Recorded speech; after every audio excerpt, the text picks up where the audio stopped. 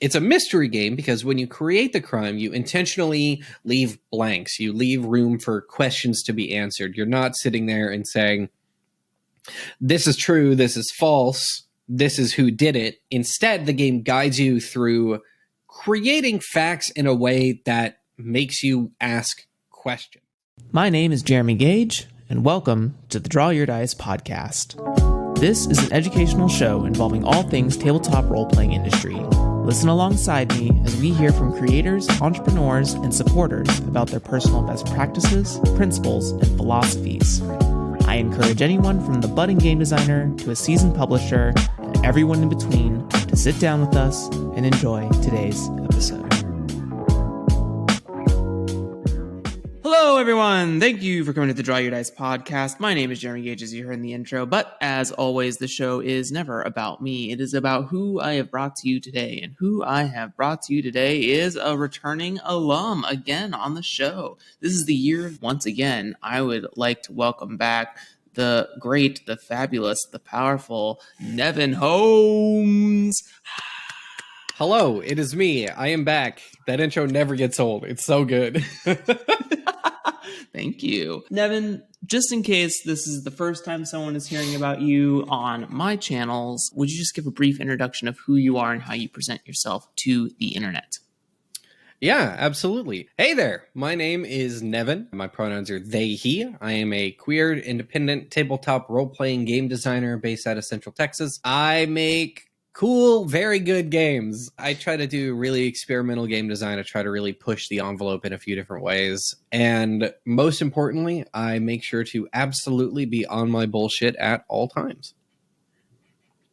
I love that. Usually at this point in the show, I would ask Nevyn for their lineage in tabletop role-playing games. However, there's an episode already doing that, so go listen to that one. We talk a lot about gun and slinger. We talk a lot about the Western genre and how to subvert that shit. And it's just good times, just good chats. But today, we're going to talk about the project you're currently working on. And we don't, here's a teaser. It's called Justicar. We're not going to get into it right this exact second. But before that, Nevyn, what have you been playing lately? What's been going on in games world for you? Playing? Oh, geez. I actually just got done lots of video games. I've been playing Grounded. It's like a Honey, I Shrunk the Kids style survival game. It's very cute. I picked Magic the Gathering back up because I'm a creature of habit and an unfortunate little idiot. And I just got done playing in a 3-session long Masks game. That was really fun. Ooh. What was your Masks game, your 3-session Masks game about? If it's okay to share. Idiot teenagers with superpowers. Saving the day. But what was your campaign about? Oh, that. Yeah. What was the narrative? There was the big famous superhero had a sidekick, and the sidekick was mind controlling the villains to make the big famous superhero look good. Christ. It was really good. And who did you play? I was Caliper Clip Quinsley, the delinquent. My superpowers were gadgetry and teleportation. Sick. Those are very good. I feel like gadgetry is such a Swiss Army knife ability because you could literally just describe whatever you wanted to. I feel like I was maybe a little too clever because there were a couple times where the GM had to be like, well, I can't just let you have the solution. I was like, yeah, I know, but it's so simple. Gadgetry. I've got the whiteboard, dude. Yeah, come on. It's in Jira. What do you want from me? Did you know that ClickUp is the Jira killer? This is not sponsored by ClickUp. Anyways, what about I vibe. I vibe with ClickUp. Yeah. ClickUp is cool. ClickUp is cool. What for Magic the Gathering? Did you just get back into it like Neon Dynasty or before that? Technically a little. I was just extremely bored one day, so I downloaded Arena, and I was like, oh, this new Innistrad set is pretty sick. And then I started talking to my friends, and it turns out a lot more of my friends play Magic than I thought, and then I bought cards, and the last pieces of a new deck arrive on Tuesday, and yes, I'm playing Neon Dynasty. It's bad. It got me bad, Jeremy. Listen, every time a new set comes out, there's a little piece of me that always goes, well, it's really easy to download Magic the Gathering Arena for Mac, so Here's the thing, it is, and it's a problem. It is. I think the thing that keeps me away from Magic the Gathering Arena is the lack of other social play modes in it. Like, I'm really attracted to like drafting and commander and stuff like that.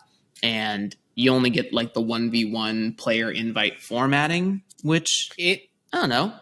It has like sealed and draft now, but there's no like communication. And the thing to me that's really fun about like sealed and draft is like bullshitting with the people that you're playing with. Like Arena misses out on a lot of the stuff that makes Magic magical, which is people, human beings. But we do live in current day, so it's very difficult to do those things safely. So yeah, take what you can get, right? Yeah. I also, that newer play type, what's it called? Brawl, where it's commander, but it's just 60 cards instead of 100 cards. I also find that really fascinating. I have not tried that yet. Yeah. I don't know. I just like smaller deck sizes. 100 cards is like, do I get through all this? And am I really going to spend like the extra $20 to get Sliver Queen? Probably not. The answer is yes. EDH or commander is like not made for 1v1. That is like, you want like at least 3 people sitting around playing, because EDH gets fun when it gets like into the interplayer politics. That's what's fun about that. Yeah. Especially with all of like the specifically commander designed cards. Mm-hmm. Like the whole, what is it? What was that mechanic? Goad, the goad mechanic. I don't know. When you're forced to attack, but they must select another target that is not you. That's fucking mean. Yeah, it's very much for those. What are they called? Like shitheads? Friendship archetypes or something like that in Commander. Where it's the guy that's like, you get free stuff, but you can't hurt me. Mm-hmm. The gift giver or whatever. There was a commander that they released when they first started like officially supporting it that was like all about that. Yeah. Wasn't that like 2016? Like, I know they had decks in like 2012, but didn't they like really start? No, I guess it was 2012. It was all around when they had that fucking time. Goat commander. It was like, that's what I'm talking about. Yeah, the goat commander. Yeah, I know it. I got it. I played the game. Oh yeah? What's a mana? Oh shit. It burns during your phases, dude. Or it used to. Yeah, that's what I've been doing. Just a lot of games, lots of them. Yeah, I'm jealous. I'm jealous for sure because I don't have any like consoles, and I don't have a controller for my Mac. And Mac also makes it really hard to game, which is both good and bad. Good that I'm not burning a bunch of time on different games when I have other things to be doing. But my FOMO is wicked high. Like, I want to play Horizon Zero Forbidden West. It just came out and I want it so bad. I want to play God of War before Ragnarok comes out. We are also in FOMO mode for Horizon, for sure. Yeah. Say it again? We are also in FOMO mode for Horizon over here. We don't have a PS5. Those things are impossible to get. I know, especially the cheaper ones. Like, you can get the fucking, what is it, like 500 or 1 terabyte gig, $800 one. No, thank you. I don't want that. I want to use the CD. Physical media is good. Thank you. Yeah. I want the CD, dude. I need the freaking CD. I need to put it in the console, and then it needs to go. That's what I need. Yeah. Oh shit. Yeah, I'll start my. I know that my Apple Silicon Mac is fucking like PS5 controller compatible, so that'll start my journey. I'll get the controller, and then sometime down the line, I'll get a console. But Jeremy Gage's journey. Games. Jeremy's journey to becoming Jeremy Gamer. Yeah. Watch my Let's Play, dude. It's gonna happen. Please, please, and thank you. Support my Let's Play dreams. Well, I think that's a good amount of opening banter and ice breakiness for the listener. I mean, we know each other, but you gotta get everyone else warmed up. And give them a little taste. Yeah, give them a little taste. Justicar, huh? Nevyn. Justicar? Tell them about it. Oh, geez. Do I have to? I guess so. You do. Justicar is a...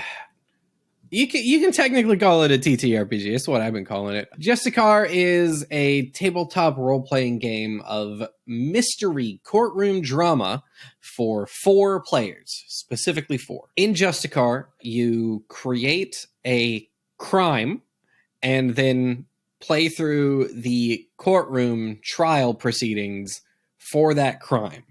And it's a mystery game because when you create the crime, you intentionally leave blanks. You leave room for questions to be answered. You're not sitting there and saying, this is true, this is false, this is who did it. Instead, the game guides you through creating facts in a way that makes you ask questions.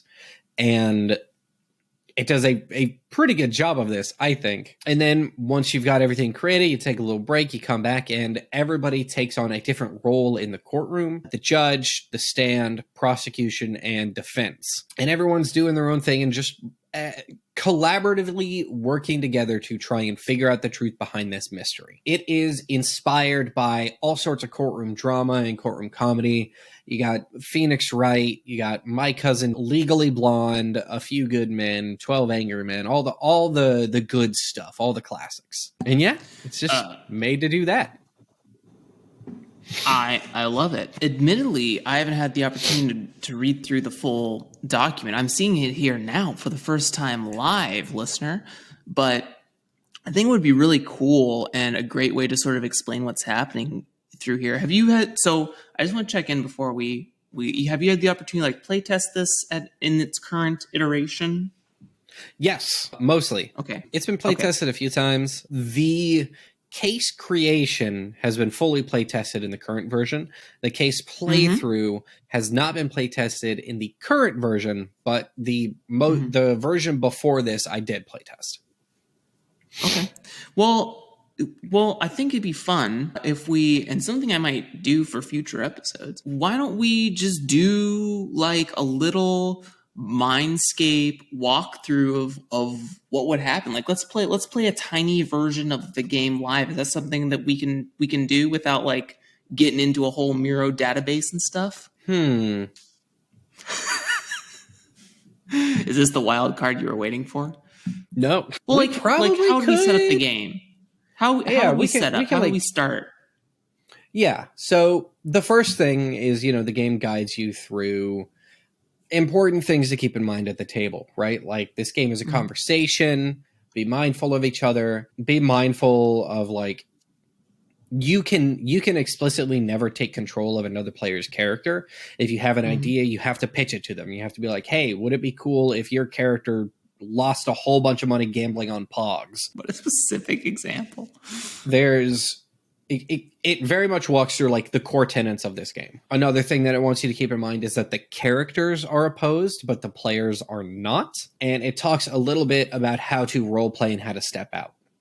After everybody's read through that and on the same page, it guides you through creating your palette, which I actually got from, I think it's Eve Mendez now. Yeah, I got it from Yarn Spinner, and I'm sorry, did you say Street Magic? It's basically just everybody puts in like tonal touchstone words, like colors, themes, genres, topics, stuff like that. Everybody submits 2, and then everybody goes around the table and picks one that they didn't submit, and that creates your palette, which is like the thing to stick through for the game. Then it actually starts to walk you through the setup phase proper, which is like creating the case and everything. To make the case, you chat about what the crime is, you determine the crime, you create your individual epiphany clocks, you create the defendant and victim, everybody picks their roles and then creates their characters, then you draft up and pick evidence, create the outlines between all the characters, ask your questions that you specifically have about the case, and then you begin playing. Wow. So, I might supply 2 words like volatile and brickwork, right? Right? And you Yeah. might provide something like Let's say noir and underdog. cool. And then I would get your 2 and go, "Oh, I like underdog. That's cool. Everyone likes an underdog story." Mm-hmm. And then I would take brickwork because that's, to me, very evocative. Ooh. Amazing. And so I guess as we're talking about, one of my opening thoughts is even though you have these safety structures in place where it's a conversation and the players are not opposed, but the characters are, have you had any instances of like overtalk or steamrolling in any of your play tests of this game? Like one lawyer sort of like objection and stuff like that. Like, has it not been funny or anything like that? There was one instance in playtest where someone was very much just they pulled up a list of all the things you could object to. Turns out there's a lot. Turns out there's a lot of stuff that you can object for. And I know that they were doing this as a bit and it was funny, but that did teach me that I needed to come in and I needed to adjust the rules. So now instead of it being you can object for anything, it's these are the 3 reasons you can object for in this game.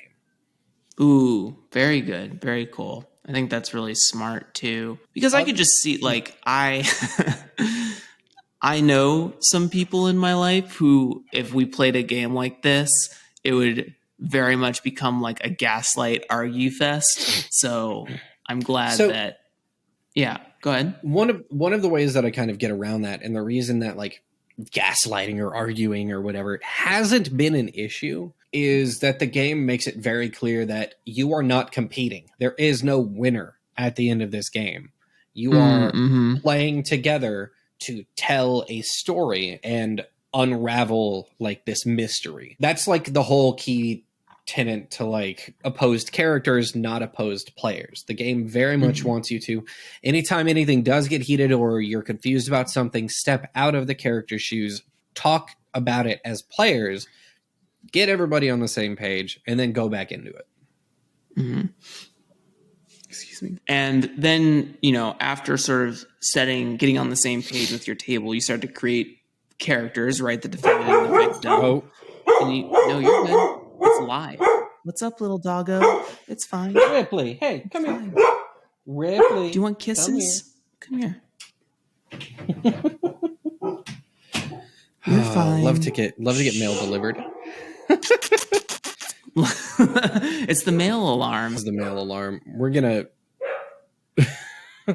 wait until she chills out, and then we'll just pick that back up with. Okay, I think we're good.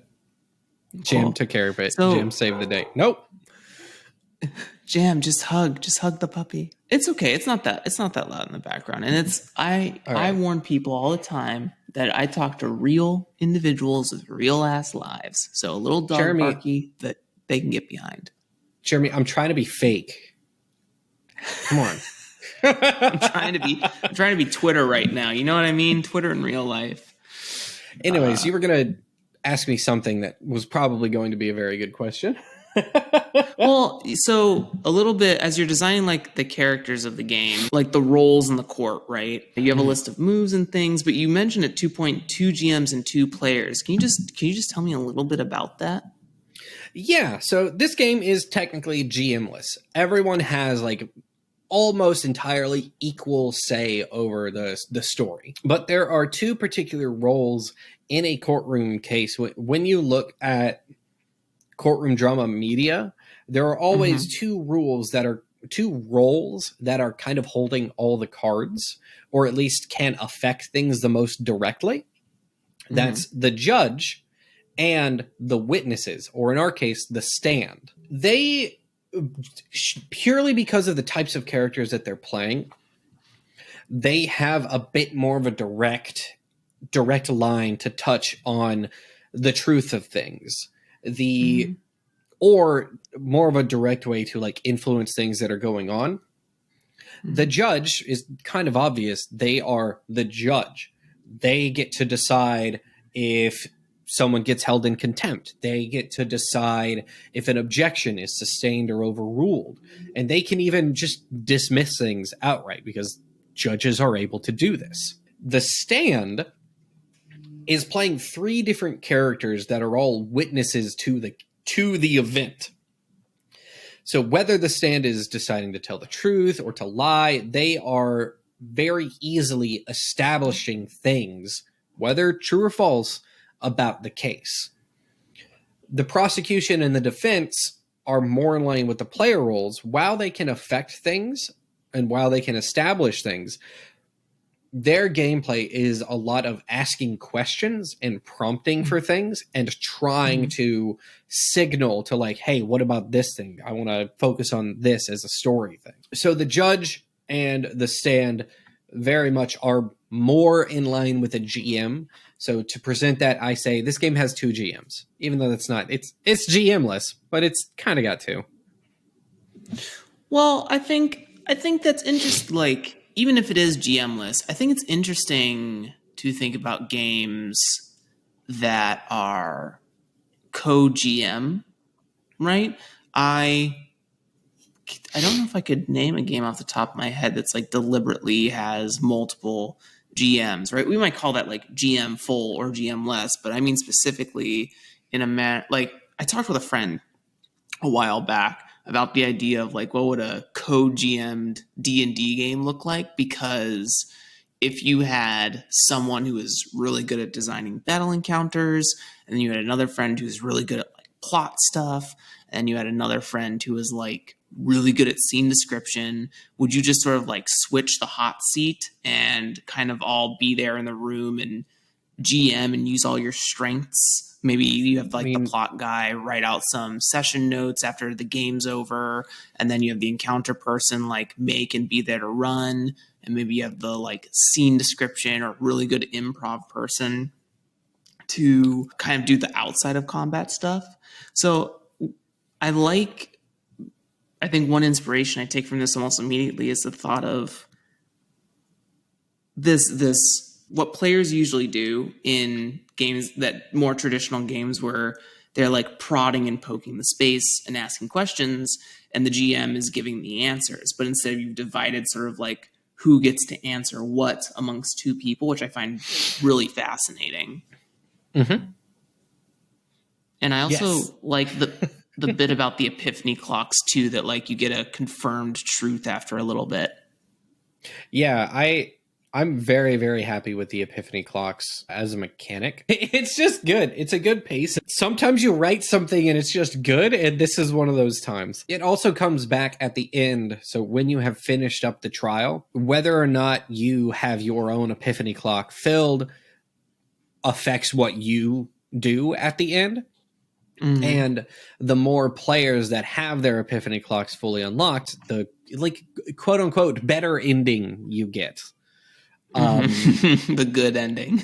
So like you get to the deliberation phase and you step into the shoes of the players. You step out of the characters and you are the players. And everyone who had their epiphany clock filled establishes or like reveals a new truth. One additional new truth in the last phase of play. Then everyone who did not have it filled reveals how something that was said to be true is actually a lie. And then finally you take a look at how many clocks are filled and you get to decide your ending. And those are, let me scroll down to it so I can just remember everything. It's all the way at the bottom. If you only have 1 clock filled, so much information is missed that whoever committed the crime goes free. Whether that means you find the wrong person guilty or there is like no verdict, whoever actually did it gets away with it. And then on the opposite end, if you get all 4 of the clocks filled, not only do you uncover the deep conspiracy behind everything, but you actually put the person who is truly behind every aspect of the conspiracy behind bars. Yeah, some sort of like shadow figurehead or shadow puppet master person. Very Maximilian Pegasus.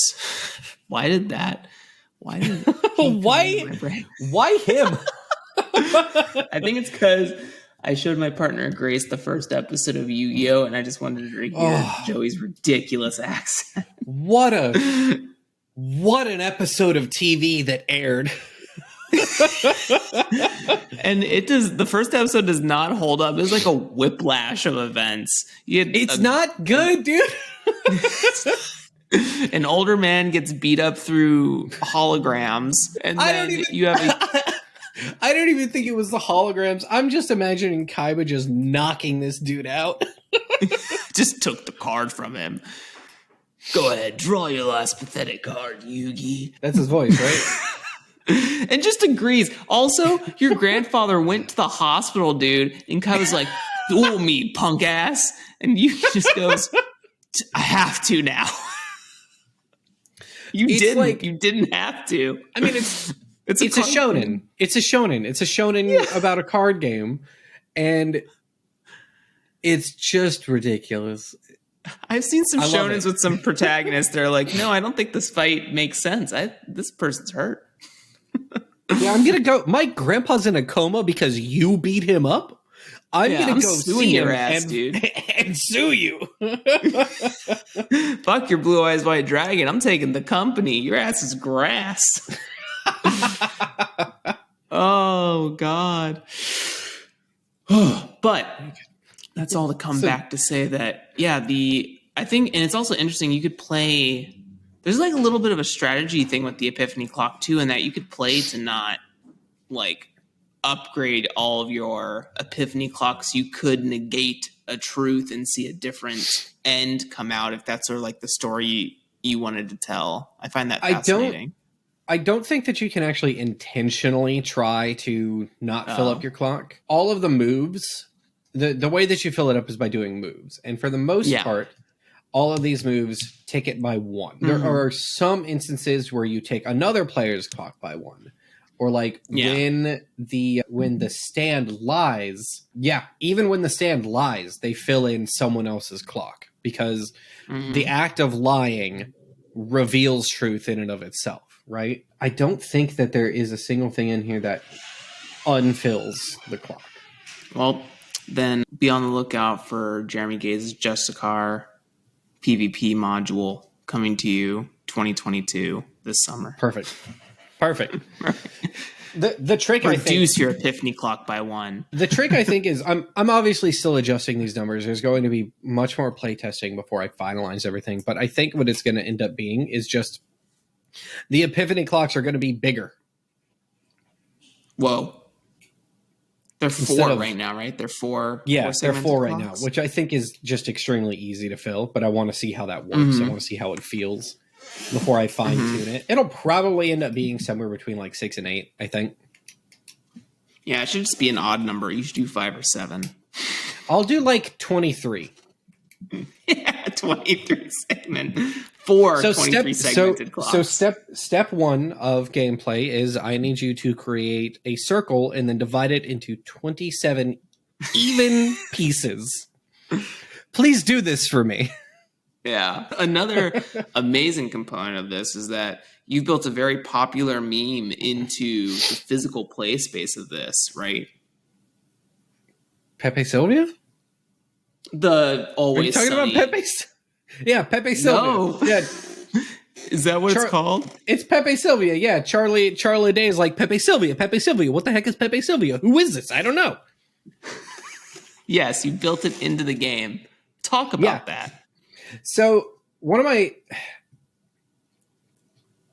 let me think. Let me find my words. I'm still thinking about Pegasus. That man's name is Maximilian Pegasus, owner of Dual Monster Island. What an asshole. He comes back. He's in the story later. Jeremy, this is not our anime podcast. We can't do this. We did talk about that last time. We did talk about having an anime podcast. We did. Listen, I'm trying to talk about a game, and all I can think about is this blonde asshole. So Millennium Eye. Oh Sorry. my God. He put that thing in his head. A big core component to Justicar is as you play, you are actually, whether you're playing physically or digitally, you are actually putting things in a space. So like when you play physically, when you're making your characters and you're creating evidence and stuff like that, you're actually writing their information on a note card and putting it on the physical shared play space. And you're arranging everything. So like in front of me, I have my defense character. In front of you, sitting on the other side of the table, is your prosecution character. And then we've got the judge and the stand also sitting, and they have their characters in front of them, with like the name of the crime and like the details of like what the crime was, who the victim was, who the suspect is, all in the middle of the table, with like sticky notes describing like secrets and things like that. And once you've got all that on the table, one of the last phases of play is you actually draw connections between everything. So you take some string and you put one end on your character and one end on another character in the case, and you describe a connection between them. So like one of my favorites we got is like, oh, these two characters matched on Space Tinder. In every playtest, someone has a crush on someone else, and I think it's amazing. It's a classic. But everybody goes and makes these connections, and you end up with like a conspiracy web. In total, every player makes 3 different connections. 2 from their character to other aspects of the case, and then 1 from a character that's not theirs to a character that's not theirs. Mm-hmm. So by the end of it, you end up with this like ridiculous web. And then as you play and as truths are established or things are revealed, more gets added to the play space. And it looks pretty sick. And I'm really happy with how it turned out. I love it. I think it's super cool. Also, conversation then for the box set edition of Justicar that comes with a packet of index cards, a packet of Post-it notes, and a spool of string. That'd be pretty cool. It's pretty good. It's very much, what was that company called? Beetle and Grimm, the ones who did like the platinum D&D like oh extra, yeah, like they're like $500 or some bullshit. Please, my yeah. I mean, the stuff they make looks pretty sick. I'm not gonna lie. It is sick, but I don't know if I could pay $500 for. I mean that I'm not their demographic, so I'm not all the way in to Dragon Heist. You wouldn't spend $500 for a neat looking D20? Say that one more time. Ask me that question one more time. You wouldn't spend $500 on a really neat looking D20? You're right. I would absolutely do that. That's actually where all the ad revenue for this podcast goes. It goes to dice. That makes sense. Nothing else to add there. Yeah. I like little artifacts. Amazing. Me too. So what has been sort of, I know you love the Epiphany clocks, but what has been your favorite sort of design? What do I want to say? Design, like mechanic that you might carry forward. Like what's something you learned about yourself in the process of making this game that you might carry forward to other games? This has actually been the most difficult game design project I've ever done. This game is hard to design for me. I'm sure that there are other people out there who could take this concept and just run with it. But I've learned a lot in designing this game.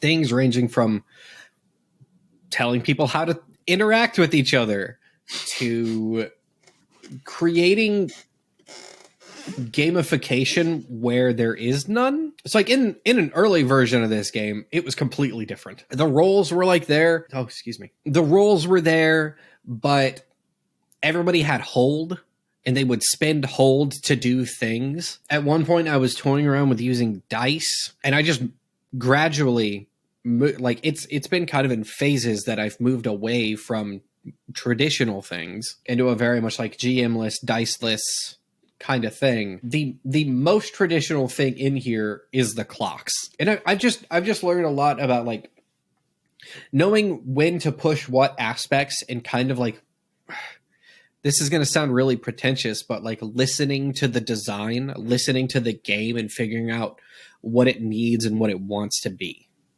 Mm-hmm. I have learned to not hold myself so strictly to the vision I have when I start writing the document. Jesus, we're just having throat problems here today. Randy Lubin was on a while back on the show and also mentioned how they needed to like listen to what the game should be when Randy was first like really designing games, right as he was getting into the LARP scene, the American LARP scene. Yeah. He had a design friend where he was like making a game and he wanted like dice in it and felt like there needed to be like tables and rolls and stuff. And then a friend of his like, hey, Randy, this thing is it's telling you it wants to be an improv game. It wants to be a LARP. Just make it a LARP. And then it was just so much easier to design after letting go of all those like traditional tools that are a part of the game. And I can totally relate like learning how to just like leave something in a design doc for another year or something like that, because I can't tell you how many times I've iterated on Umbral Dive in the last 6 months. Like, it is truly not the same animal it was when I had the progenitor idea. So I can totally relate to just, you know what, fuck it, start anew all over again. Yep. I mean, I don't need any of this. I've got a stack of notes on my desk right now for another project that is just completely different. Like, I was working on this very like,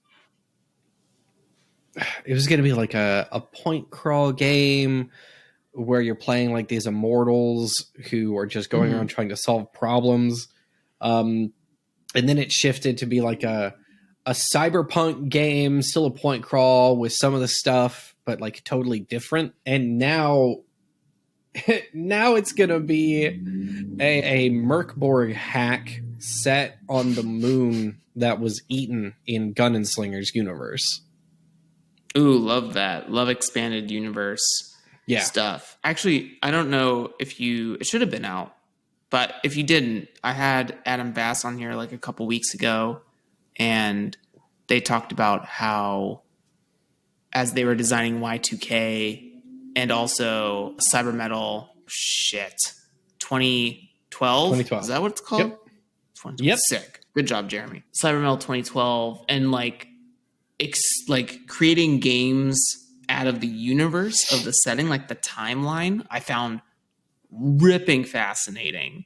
So like creating these interconnected games that fit within the same, like I imagine like spin-off TV series, right? Where you have, oh God.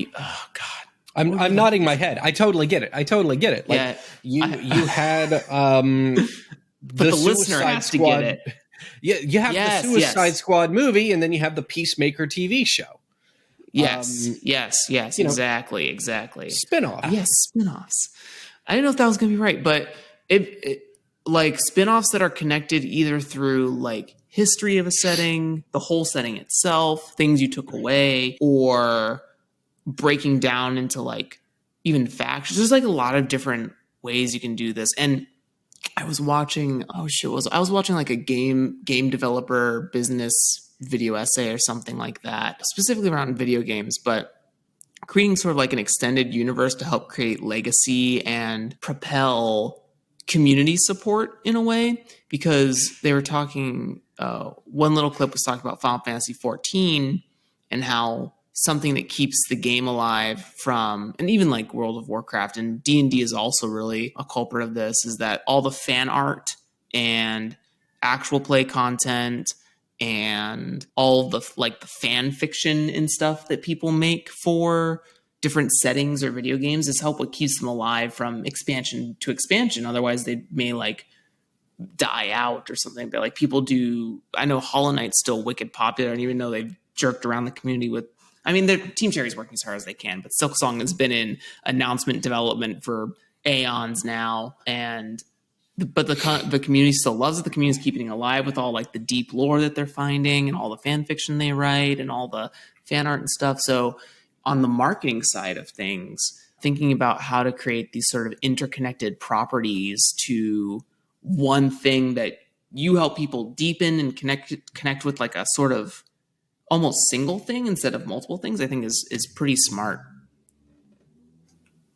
Yeah, I'm a big fan of it. It had not crossed my mind to make this game in the same universe, but as I was talking to my good friend Viditya Valetti, I was just like, I can't figure this out. I can't, like, I didn't have any guideposts for this game. I had so many things that I wanted to do with it. And talking to Vid was like, hey, I mean, Adam is doing a whole shared universe. Why don't you just put this in Gun and Slinger's universe? I was like, oh fuck. Oh god. I can just do that. I can just do that. I can make it weird. Just do that. Yeah. Nobody can stop me. What are they going to do? Say, oh, you shouldn't do that. Shut up. I'll do what I want. Yeah, you shut up, you. We're mean here at Draw Your Dice. Only because I'm here.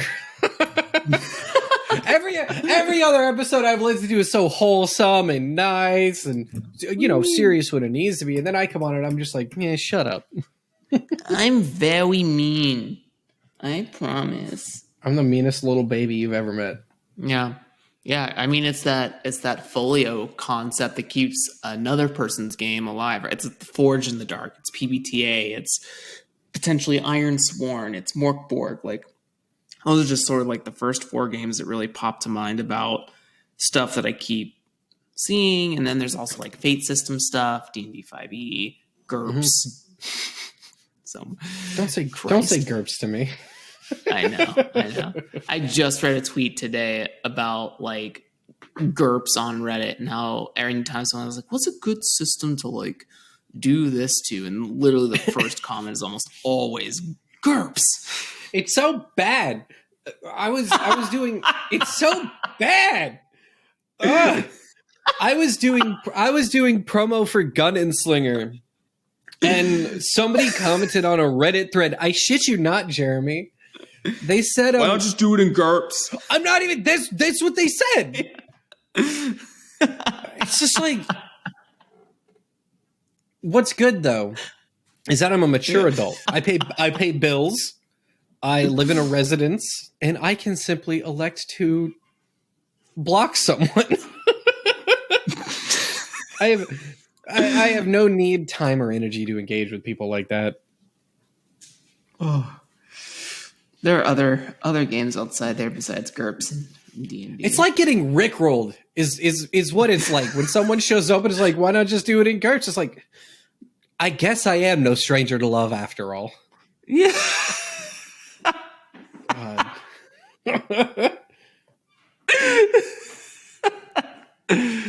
Oh shit! You know what? Maybe this new game is going to be a GURPS hack. I'm coming around. They're convincing me. Yeah.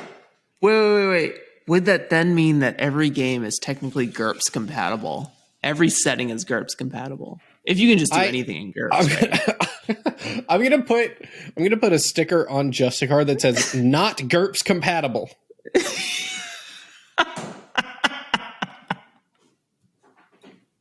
A direct attack on an entire community. Amazing. GURPS lovers at me on Twitter, please. Yeah. But no, like there's a lot that you can do, and there's definitely, I am coming around on the idea of making a hack. I don't know if it'll be Merkborg. I don't know if this game will be Forged in the Dark, or I don't know if I'll just say screw it and go ahead and make my own system. But the idea of making a hack is a strong one, especially when it's for a game that is so popular, because you do get that pull. You do get to be like, you see it all the time when people do a crowdfund and they say you can play this in Merkborg, everybody shows up. Yeah, the number goes up, dude. The number go up.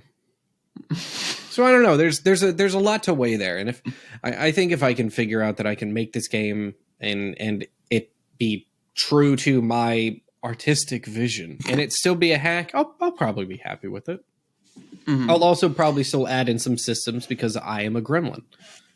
Yeah, I get it. Listen, I'm designing what I'm dubbing currently the concentric ring systems. Oh So my god, that's banger. it's just like we were on Tabletop Call-In and we talked about how Very maybe cool a show. game. Everyone should check it out. Monday mornings. Thank you. Thank you very much. Yeah, come check it out this Monday morning per whenever this episode airs. But we were talking about how maybe a game doesn't need a core mechanic, right? So like when we look at D&D, the core mechanic is D20 and add, and that sort of like spirals out to everything.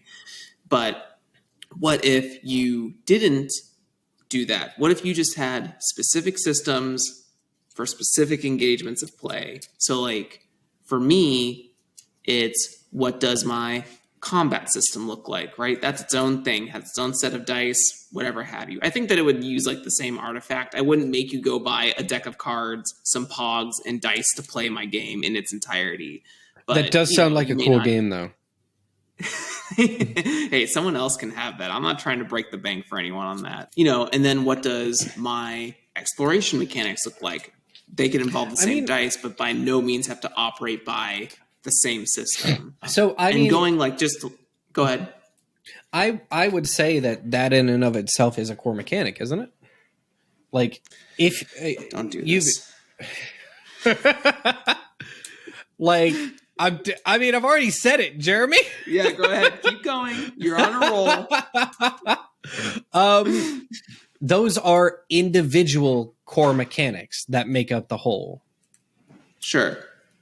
And it know, is to say like those are all modular. Like I'm designing it in such a way that like you could take out any ring that you wanted to and still be able to engage with the different systems of the game. That's partially why I'm designing it this way, is to like just kind of like if you were not interested in combat, I want you to be able to pull combat out of the system and it won't affect anything. That you could just like shift like one killer. or two reward systems to like another ring. That is killer. Like modularity is definitely something that you can more, I'm not going to say easily, but more readily, I guess, achieve by designing the systems separately. Like take like Monster of the Week or like a PBTA game, right? There's always the combat move, and you can take the combat move out, but what does that mean for the rest of the game? Especially since those games and those moves are always written in a way that's very like more story gamey than not, but to have something where it's like a truly not isolated, like a pillar or like a concentric ring, if you will, that you can just kind of pick up and move without it touching the other things. Is pretty cool. You still have to consider like what that means for the game.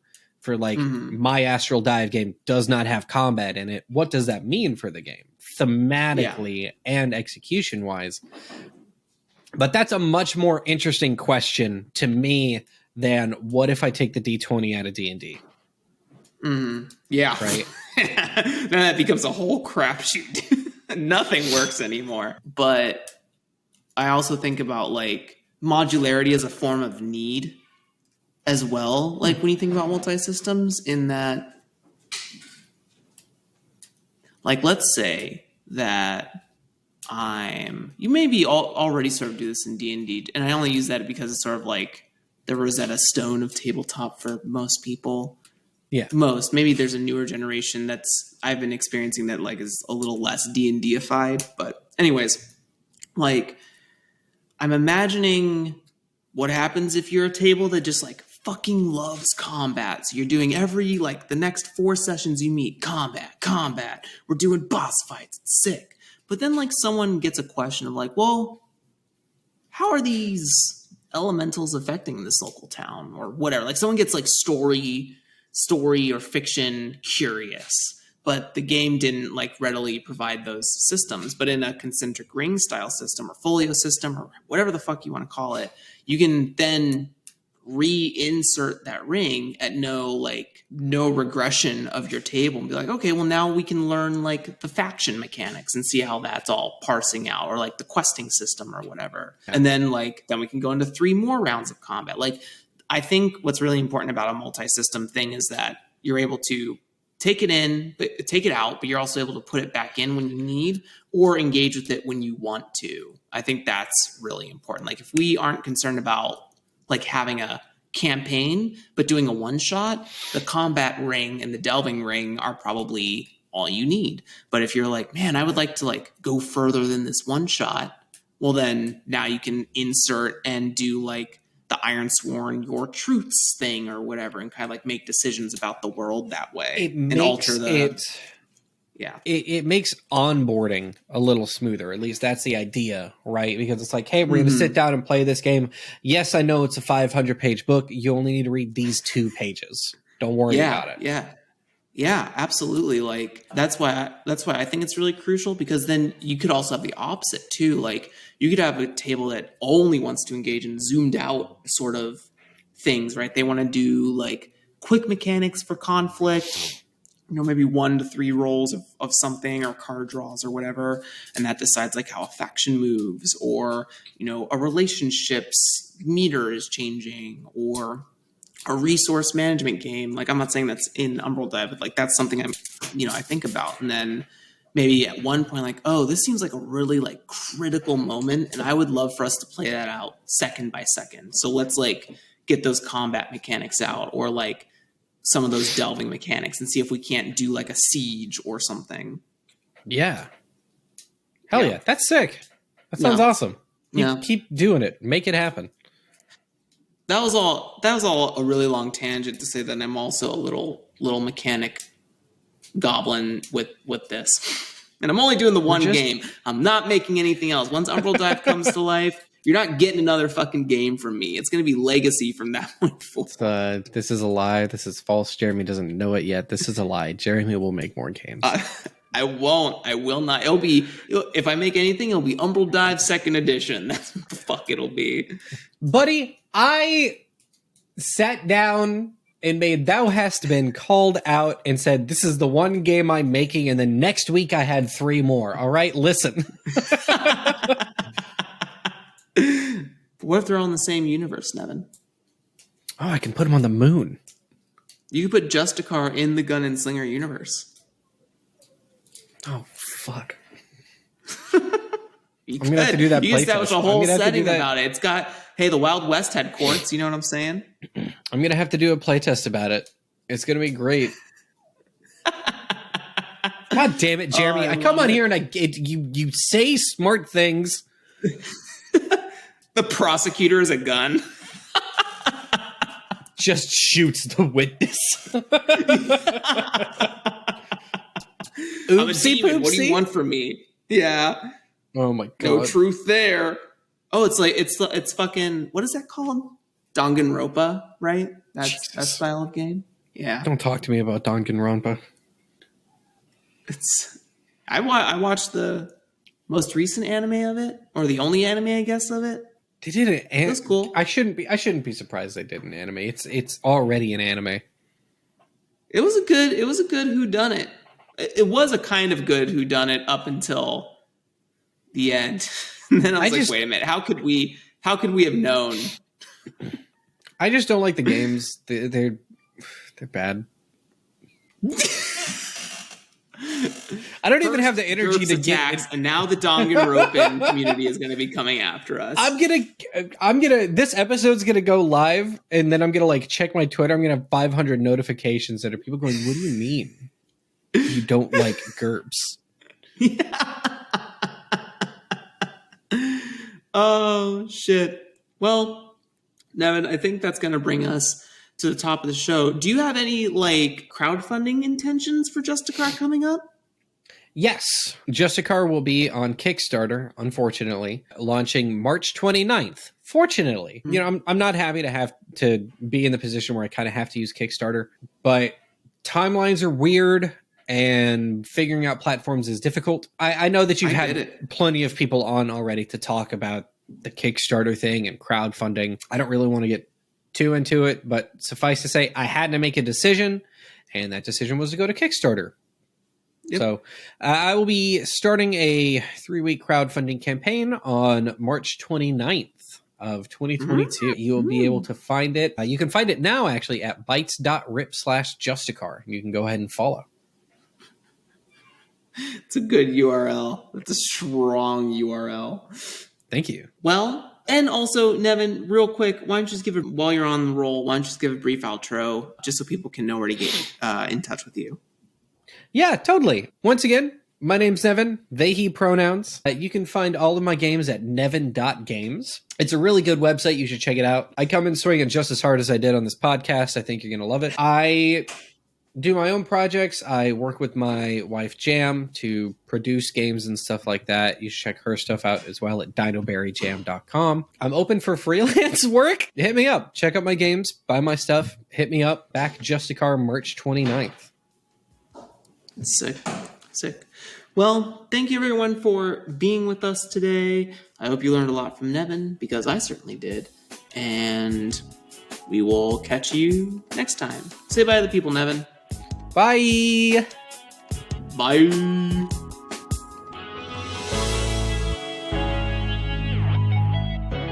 Hey there, listeners. Thank you very much for taking the time to sit down and hang out with Nevyn and I. We really appreciate it. You can find links and resources down below in the show notes for getting in touch with Nevyn and other content with similar topics. Support Jeremy and the DYD podcast by reviewing the show or joining the community Discord server. Additionally, you can get ad-free early releases of episodes by donating to the DYD Patreon at patreon.com/DYD podcast. Thanks again for listening, and remember that design is a marathon, so enjoy the journey and have a great day.